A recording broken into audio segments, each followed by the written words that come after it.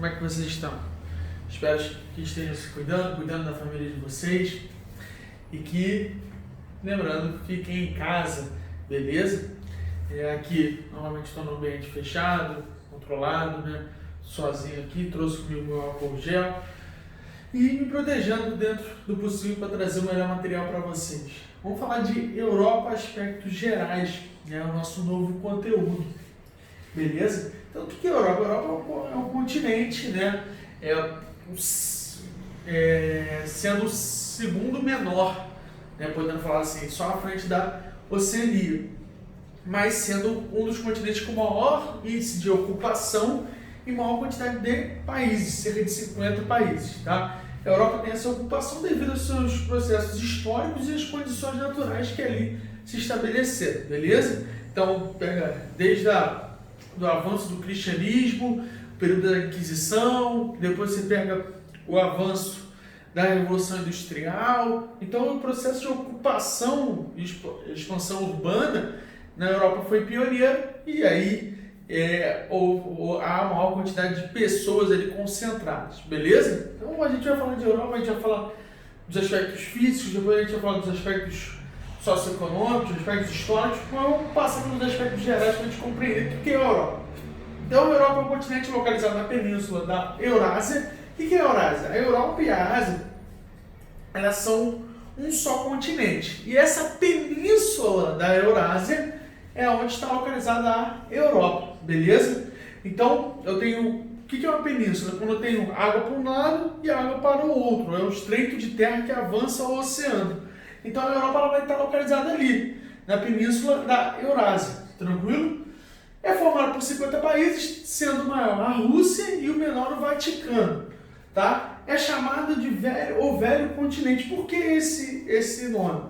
Porque foi um continente da onde saiu as grandes navegações, né? Da onde saiu o processo de expansão das sociedades modernas, beleza? Então aqui eu até coloco, sendo o berço das sociedades modernas atuais, tá? A nossa sociedade, a sociedade da América Espanhola, América Inglesa e tudo mais.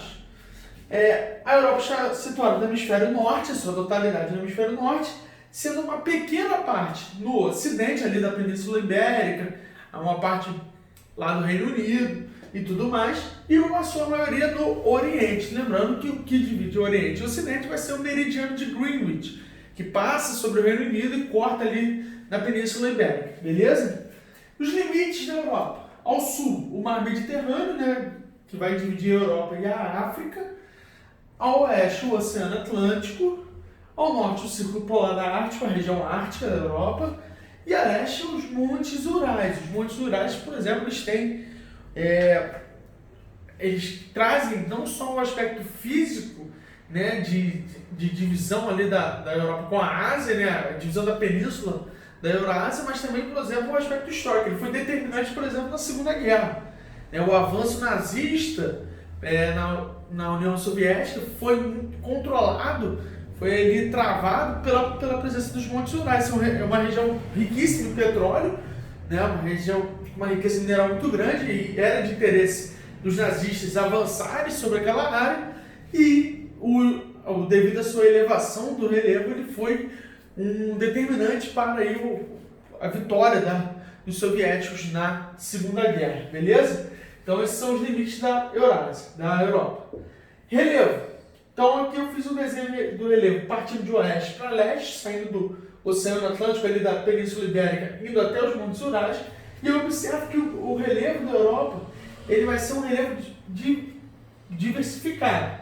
Eu tenho presença de uma planície oceânica ali próximo na região de Portugal e tudo mais, e eu já tenho uma elevação dos Pirineus, beleza? Chegando na França. Na região central da Europa eu tenho uma planície húngara, tá? Que vai ser importante para a formação dos rios. A gente vai falar disso em hidrografia, e a gente vai ver que a Europa utiliza muito os seus rios para escoamento de pessoas e produção, principalmente de produção, né? Já que a produção mineral, a produção industrial europeia está centralizada no meio do continente, e para eu escoar essa produção para o mundo, eu tenho que jogar para os portos no litoral. Então eu utilizo muitos rios, né? Você tem o Rio Ru, Rio Sena, na Inglaterra tem o Rio Tâmisa.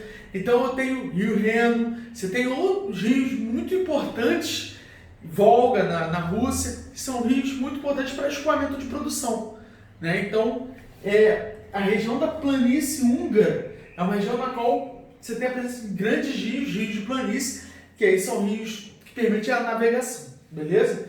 Tem os Carpatos, né? Que aí já é um relevo mais recente, a grande planície que se estende até a Rússia, né? Que é uma região que vai ali do leste europeu, chegando até a Rússia, e os Montes Urais, que aí vão ser os divisores naturais da Europa com a Ásia, beleza? Então eu tenho um relevo diversificado, pouco acidentado aqui na região da Península Ibérica, tá? Presença de grandes planícies, como eu falei, e uma altitude média em torno de 2.500 metros nessa região aqui, beleza?